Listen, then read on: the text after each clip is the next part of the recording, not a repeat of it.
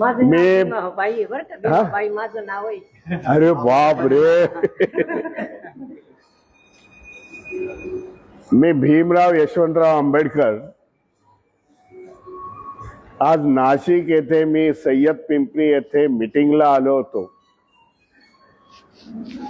आणि मीटिंगच्या येथे कार्यक्रम संपल्यानंतर कार्यकर्त्यांनी मला सांगितलं, आजीचं पुस्तकाचं हॉटेल साहेब बाजूलाच आहे, ते बघण्यासाठी म्हणून मी आलो इथे. ज्या आजीचं नाव देखील भीमाई आहे. जास्त शिक्षण नाही, परंतु पुस्तकाची चळवळ त्यांनी पुऱ्या महाराष्ट्रामध्ये उभी केलेली आहे. त्या नॉवेल्टी आहे बाबा ही.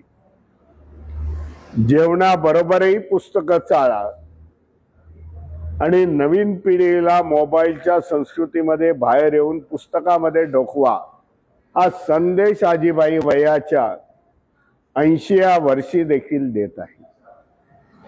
मी त्यांचं अभिनंदन करेन. मी ते बोलत असताना त्यांनी बाबासाहेबांचं कोट केलं. त्या काळामध्ये बाबासाहेब म्हटले होते, सर्व समाजाला उद्देशून जर तुमच्याकडे 2 रुपये असतील तर 1 रुपयाची भाजी भाकरी खा आणि 1 रुपया पुस्तकांसाठी वापरा, जेणेकरून आपली मुलं त्याच्यातून शिकतील. हा संदेश त्या आजच्या काळामध्ये देखील बघतायत, देतायत लोकांना. मी त्यांचं मनपूर्वक अभिनंदन करतो बाबा. जे कोणाला सुचलं नाही त्या प्रकारचं तुम्ही ही पुस्तकांची चळवळ हॉटेलच्या माध्यमामधून सुरुवात केली.